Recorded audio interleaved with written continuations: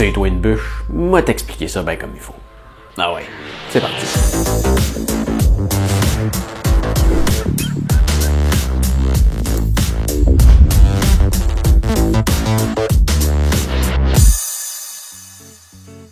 Salut, moi c'est Pascal.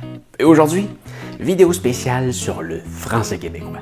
Ça faisait longtemps que je voulais faire une capsule du genre et vous avez été quelques-uns à me le demander. Parce que oui, sache que si t'es québécois ou canadien, tu fais partie de la petite minorité de gens qui me regardent à partir de mon propre pays. Ben oui, 54% des gens qui me regardent sont de France versus un tout petit 11% du Canada. On n'oublie pas non plus la Suisse, la Belgique, le Maroc et bien sûr l'Algérie. Salut tout le monde!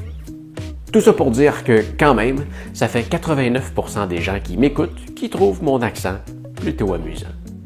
Parce que je sais pas si tu l'as déjà vécu, mais quand tu es Canadien francophone et que tu parles ta propre langue à l'extérieur de l'Amérique, les gens te regardent avec un drôle de regard et se demandent « mais quelle langue tu parles? » Parce que dans leur tête, le français, ça sonne beaucoup plus comme ça.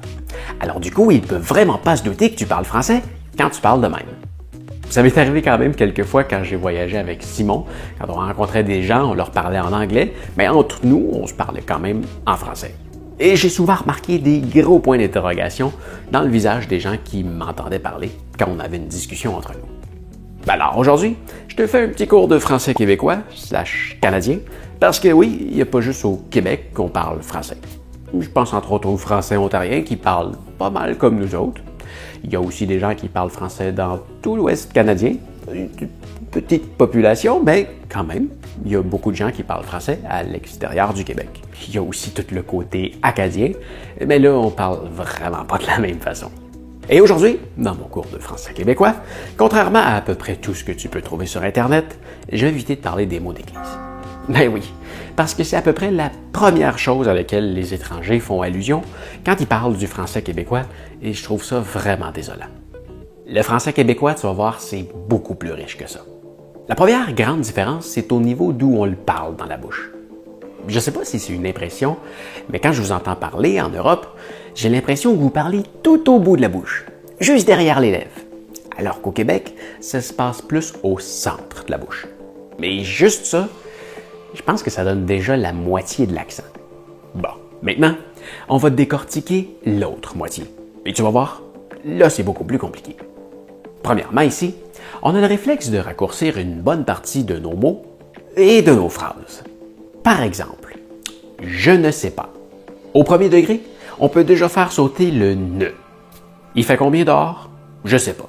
Au deuxième degré, on pourrait aussi remplacer le e de je par un apostrophe. L'apostrophe au Québec est très utilisée. Ça t'a coûté combien? Je sais pas. Mais finalement, on peut le raccourcir encore plus en disant tout simplement « je sais pas ». Hey, t'en penses quoi? Je sais pas. Hein? Tu veux-tu y aller? Je sais pas. Y veux-tu? Je sais pas. Hein? Ah, vas-tu réussir? Je sais pas. Ben oui, on raccourcit « je sais » par « je ». Je sais pas quoi faire. Je sais plus où aller. Je sais pas quoi penser. On vient de voir deux exemples très intéressants. Y vas-tu y aller? À vas-tu réussir? En québécois, on va pratiquement toujours dire « i » comme « y » pour parler de lui et « à » pour parler d'elle. Alors, au lieu de dire « il va à l'école », on va dire « il va à l'école ». Mais ça s'applique pas juste aux personnes. Ça s'applique à peu près tous les endroits où est-ce qu'on peut dire « il » ou « elle ». Il fait beau, il fait froid, il fait frette. Elle manque de rien, elle s'est fait teindre les cheveux. Y en a-tu des bleus? Non, mais il y en a des rouges. Avec le verbe être au passé, mais seulement au féminin. On peut même sauter le pronom. Elle était vraiment gentille.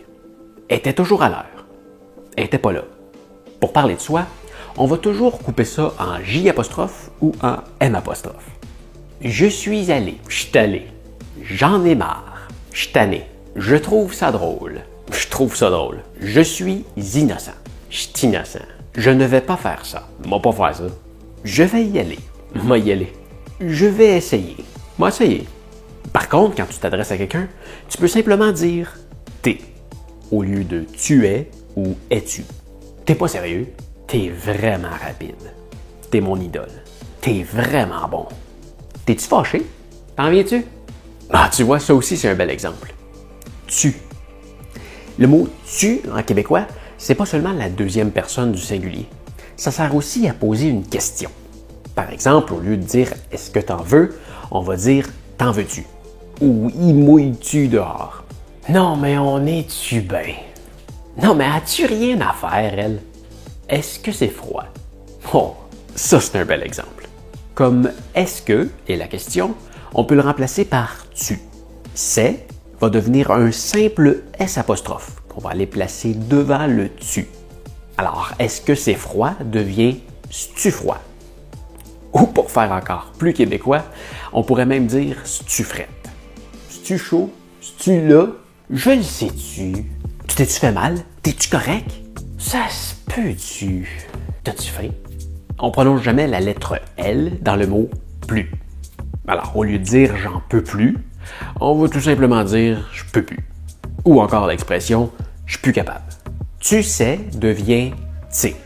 T'sais le vélo qu'on a vu hier, hein? T'sais la fille au dépanneur, hein? Non mais t'sais là. On a aussi le fameux fac ou fac-que qui remplace un peu le alors. Fait qu'au lieu de dire il pleut dehors, alors je vais rester à l'intérieur, on va dire il mouille dehors, fait que je vais rester en dedans. Au lieu de dire alors est-ce que tu as réussi, on va dire fait que t'as-tu réussi? On peut aussi s'en servir pour retourner une question complète à son interlocuteur qui lui demande en quelque sorte de détailler ce qu'il est en train de dire. Hey, j'ai réussi mon examen. Fac. Ah, fait que je vais pouvoir avoir ma bourse. On peut aussi ajouter un là après le fac.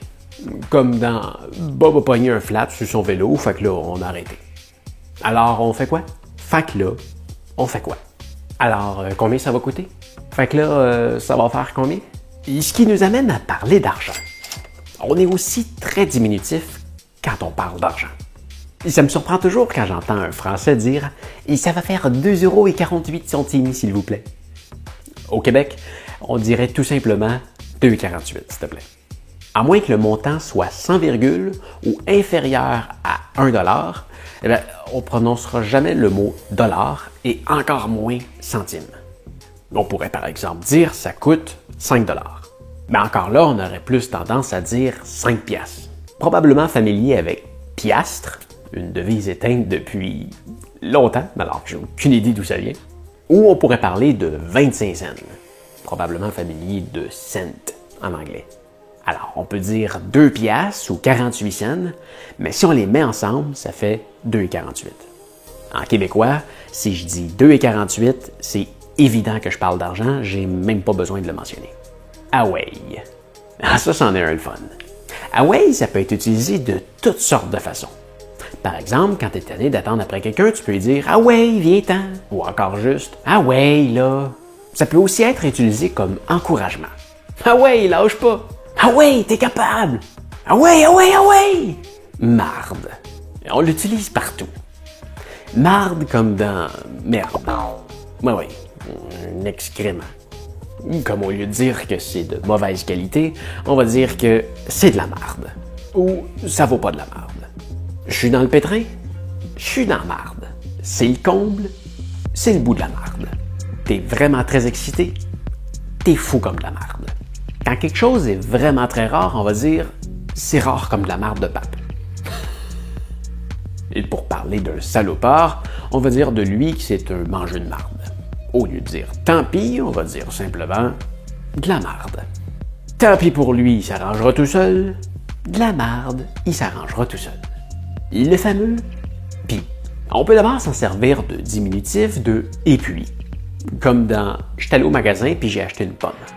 Il peut aussi servir pour remplacer le mot « et », comme dans « je veux des fraises puis des bleuets ». Elle puis son café. « Puis » peut être aussi utilisé pour poser une question tout entière. Comme par exemple, si tu es en train de attendre ton ami qui est en train de passer son examen de permis de conduire, eh bien, quand tu le revois, au lieu de lui demander « Est-ce que tu as réussi ?» ou « Alors, comment ça a été ?» et tu peux juste lui demander « Puis ?» On a aussi une sorte de ponctuation très spéciale. Le fameux « Ben ». Puis, étais-tu content? Ben oui! Léa est enceinte. Ben non! Fait que là, il est parti en courant puis il est rentré dans le poteau. Ben voyons donc! T'inves le temps pour boire. Ben là, c'est ben trop. Non, mais fais-toi-en pas, c'est gratuit. Ah ben là, fallait le dire avant. Ça peut aussi servir pour créer une hésitation. T'es-tu sûr que tu veux t'embarquer là-dedans? Ben, je sais pas vraiment. Faut que j'y pense encore. On peut aussi s'en servir pour quantifier en ajoutant un don devant. T'en as donc bien des vélos, toi. Ça veut dire que t'as beaucoup de vélos. T'es très intelligent. T'es donc bien intelligent, toi. Aïe aïe, c'est donc bien chaud. T'es vraiment belle. T'es donc bien cute. Ben oui, cute. Un emprunt de l'anglais très utilisé au Québec. Coudon, il est donc bien cute, ton chat. Hein? Coudon. Coudon, c'est comme une remarque hors sujet. Coudon, arrives-tu à la pizza? Coudon, c'est-tu moi, il fait chaud. On peut aussi s'en servir pour clore un sujet insignifiant ou qui nous intéresse peu. Savais-tu que le cumulonimbus, c'est une sorte de nuage? Ben, coudon.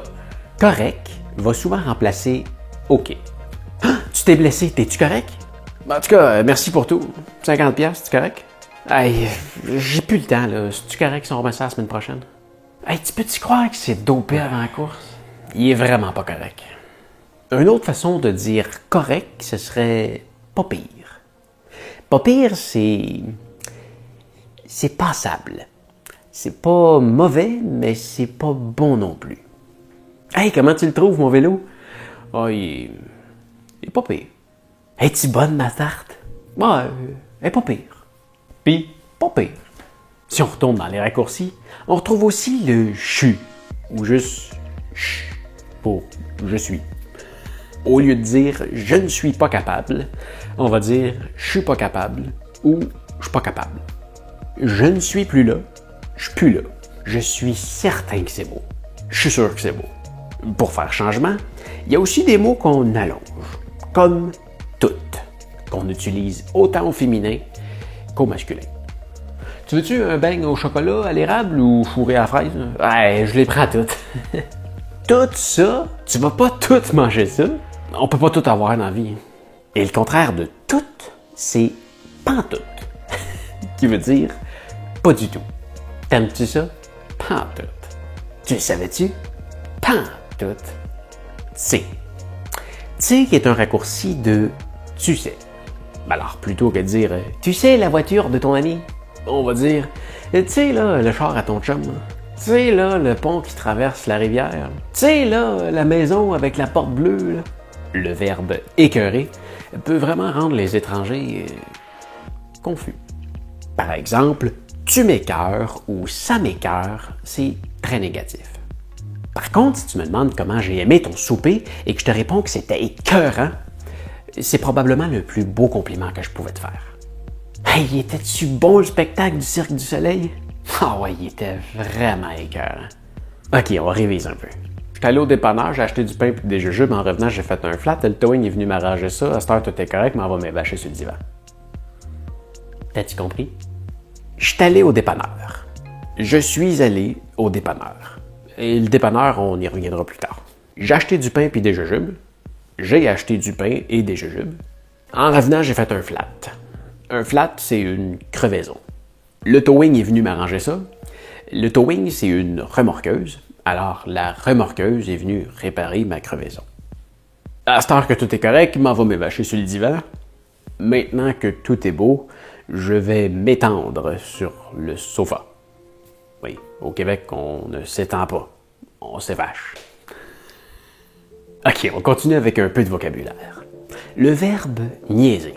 Ça peut servir pour plusieurs choses. Ça peut vouloir dire perdre du temps. Comme dans niaise pas avec ça, là, ça sert à rien. Ou comme dans il est arrivé en retard, il m'a laissé niaiser 15 minutes sur le bord de la porte. Ou on a la fameuse expression niaise pas avec la POC. La POC étant une rondelle de hockey. Niaise pas avec la POC, ça veut dire agis rapidement, arrête de réfléchir, agis. On peut aussi niaiser quelqu'un. Là, dépendamment du contexte, ça peut être de taquiner quelqu'un qu'on aime ou de ridiculiser quelqu'un qu'on n'aime pas. On peut aussi faire des niaiseries. Et comme par exemple lâcher un pet au beau milieu d'une conversation, ça peut être considéré comme une niaiserie. Parlant de pet, pet, ça veut dire une flatulence. Mais on peut aussi s'en servir pour dire que c'était très facile. Puis l'examen, c'est un pet. Ah ouais. Remarque ici que c'est un est raccourci à c'est un. C'est un pet. Ah oui, on pourrait aussi l'utiliser pour quelqu'un qui est très fier de lui-même. On dirait de lui qui est fier pet. Le verbe jaser. Chez nous, au lieu de parler, de discuter ou de causer, on va jaser. Ah ouais, viens t'asseoir, on va en jaser. Ben, ça doit pas être facile. Tu veux t'en jaser? Ah oui, j'ai oublié de te dire, j'ai croisé ta mère en vélo. On a piqué une jasette. Ça veut dire, on a discuté. Des gosses. Attention, si tu viens au Québec, offre jamais à quelqu'un de lui montrer une photo de tes gosses. Ça risque d'être très mal pris. Au Québec, des gosses, c'est pas des enfants. C'est des testicules. Chum. Attention, reste attentif. Ça, c'est vraiment compliqué. À soir, je vais sortir avec mes chums. Ça veut dire que ce soir, je vais sortir avec mes amis. Ou avec mon chum. Ça veut dire avec mon ami. Je pourrais aussi aller voir ma chum, qui, elle, est une amie de fille. Par contre, pour une fille, c'est différent. Si elle parle de sa chum, c'est son amie de fille. Mais si elle parle de son chum, là, c'est son amoureux. Pour un homme, s'il parle de son amoureuse, il va plutôt parler de sa blonde, même si elle est brune, noire ou rousse. Alors moi, je suis le chum à ma blonde. Mais mes chums, c'est des amis, pas des amoureux. Qu'est-ce qui est tout simplement un raccourci de « qu'est-ce que ». Alors, plutôt que de dire « qu'est-ce que c'est que ça », on va dire « qu'est-ce que c'est ça ».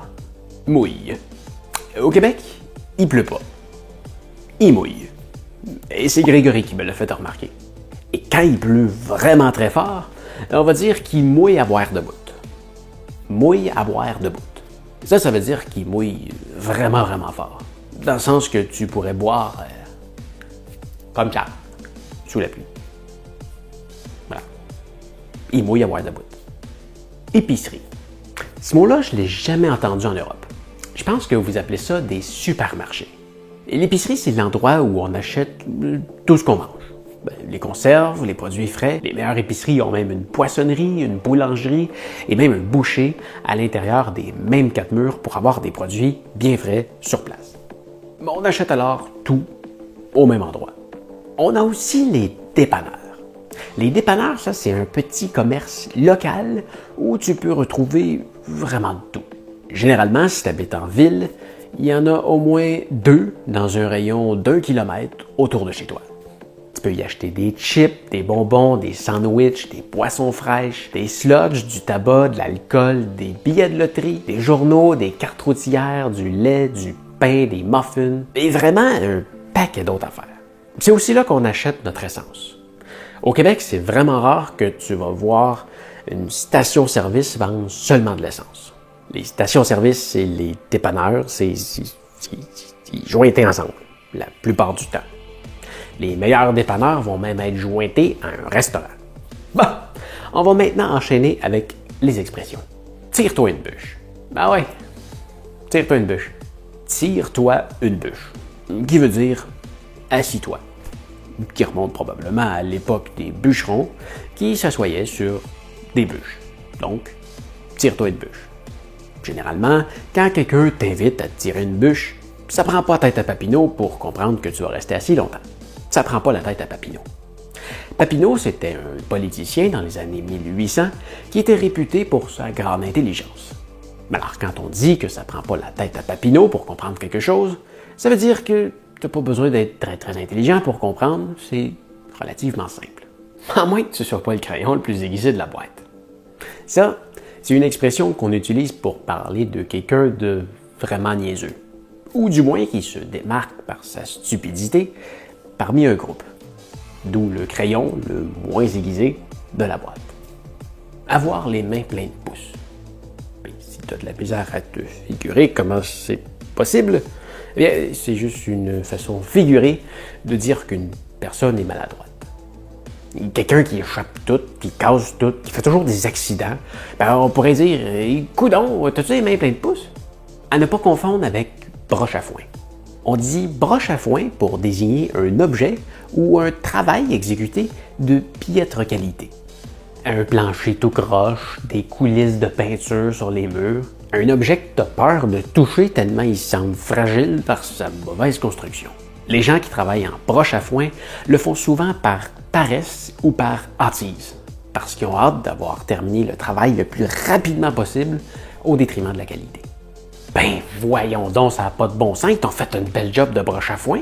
C'est parce qu'ils avaient hâte de sacrer leur camp ou c'était juste une gang de cabochons? Je pense qu'il n'y a pas grand monde hors Québec qui était en mesure de comprendre ça. On va le décortiquer. Ben voyons donc. Et ça, c'est une forme d'expression qui révèle soit de l'étonnement, de l'incertitude ou de l'exaspération. En Europe, on sortirait plutôt quelque chose du genre « j'y crois pas » ou « c'est pas possible ». C'est scandaleux. Ça n'a pas de bon sens. Ben attention, ici, on parle pas de ce qui coule dans tes veines. Non. On devrait plutôt dire « ça n'a pas de bon sens ». Mais bon, c'est comme ça qu'on le prononce. Donc, ça n'a pas de bon sens, ça veut dire « c'est insensé ». Sacrer son camp maintenant. Quelqu'un va sacrer son camp quand il est à bout d'une situation, ou quand quelque chose le fâche, l'énerve ou lui fait peur. L'action de sacrer son camp signifie de s'en aller. Dans un exemple de peur, on ferait peut-être mieux de sacrer notre camp avant que l'ours y revienne. Hein? Ou dans un exemple de frustration, ben, la cliente est en train de me crier dessus pour aucune raison. Hein. Fait que j'ai sacré mon camp puis je l'ai laissé s'arranger avec ses affaires. Et finalement, un cabochon, c'est quelqu'un qui travaille tout croche. En broche à foin. Alors, pour la phrase précédente, en Europe, on aurait plutôt dit un truc du genre « J'y crois pas, c'est insensé, ils ont fait un vrai travail de merde, est-ce qu'ils avaient hâte de partir ou c'était que des idiots? » Expression suivante, « accouche ». Oui, comme dans le verbe « accoucher ». On va dire ça à quelqu'un qui se lance dans des explications interminables, plus ou moins utiles à l'histoire qu'il est en train de raconter, comme c'est arrivé l'autre jour quand je suis allé marcher en montagne et j'ai rencontré un Islandais d'origine suisse, un mercredi d'automne où on commençait à voir la pleine lune, mais pas au complet parce qu'il y avait des nuages. Accouche! Voilà. Accouche, ça veut dire « viens-en au fait, arrête de passer par quatre chemins ». Et quand ça fait plusieurs fois que tu es obligé de rappeler à quelqu'un d'accoucher, ben tu peux aussi dire « accouche qu'on baptise ». Une expression que j'aime beaucoup, c'est « habillé comme la chienne à Jacques ». Ça veut dire que tu es vraiment mal habillé. La légende dit que l'expression viendrait d'il y a jadis, quelque part en Gaspésie, où Jacques, qui avait une chienne, avec une maladie qui lui faisait perdre son poil, alors Jacques habillait sa chienne avec son vieux linge pour éviter qu'elle ne prenne froid, ce qui lui donnait un style plutôt particulier. Alors quand les gens du village croisaient quelqu'un de mal habillé, ils lui disaient qu'il était habillé comme la chienne à Jacques. Attache ta tuque avec la broche. Bon, d'abord il faut dire qu'une tuque, c'est un bonnet qu'on met sur sa tête en hiver pour se protéger du froid. Et la broche, c'est pas ce qui sort de ton agrafeuse. Non, c'est plus un fil de fer flexible, comme dans broche à foin. Bref, attache ta tuque avec de la broche, ça veut dire prépare-toi à ce qui s'en vient, il va y avoir de la turbulence. Attache ta tuque pour pas la perdre. Mais c'est au sens figuré, parce que t'as surtout pas besoin de broche ni de tuque pour l'expression « attache ta tuque avec la broche ». On pourrait par exemple dire « attache ta tuque avec la broche, l'avion va s'écraser » ou « attache ta tuque avec de la broche, on n'aura jamais eu autant de clients dans une journée. Fouille-moi pourquoi ». Ça, c'est une expression qu'on va dire avant quelque chose d'inexplicable. Comme dans « fouille-moi pourquoi, mais mon vélo s'est réparé tout seul ». Ça veut dire que mon vélo s'est réparé tout seul, mais demande-moi pas pourquoi, j'ai aucune idée comment c'est arrivé. Tigidou. Ça peut vouloir dire trois choses. Soit que je suis d'accord, c'est terminé, ou ça s'est bien passé. Par exemple, as-tu terminé ton travail? Ah, c'est tigidou. Ça veut dire que oui, j'ai terminé, et tout est beau, ça s'est bien passé. ou si je suis tikidou avec toi, ben, ça veut dire que je suis d'accord avec toi. Ça coche. Mais ça veut dire que c'est ce qui se fait de mieux. C'est la crème. Wow, ça coche ton vélo. Mon groupe de musique préféré vient faire un tour en ville la semaine prochaine, ça va être ça coche. Hey, tu t'es abonné à ma chaîne? Merci, t'es vraiment ça coche. Bon, hey, on pourrait continuer vraiment comme ça longtemps, fait qu'on va arrêter là pour aujourd'hui. Je ferai peut-être une autre vidéo un jour sur le français québécois, si l'intérêt se fait manifester dans les commentaires. En attendant, si tu ne l'as pas déjà vu, je t'invite à regarder ma vidéo de l'orthographe sur la langue française. Si tu t'es rendu jusqu'ici, je suis certain que tu vas l'aimer. Si tu as aimé la vidéo, je t'invite à me mettre un pouce en l'air et à la partager. Mais dis-moi dans les commentaires, c'est quoi ton expression préférée? Et n'oublie pas de t'abonner si ce n'est pas déjà fait. Enfin, fais attention à toi et on se revoit très bientôt. Salut!